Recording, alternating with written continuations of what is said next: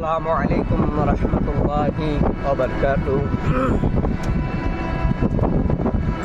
আশা করি বন্ধুরা আপনারা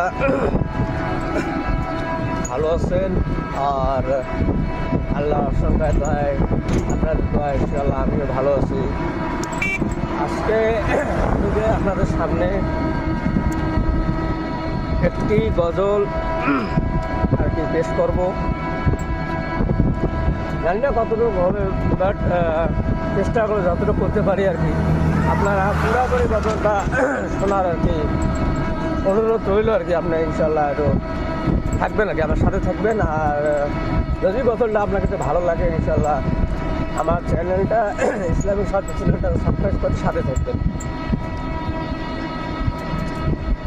বাবা তুমি কেমন আছো ছোট মাটির ঘর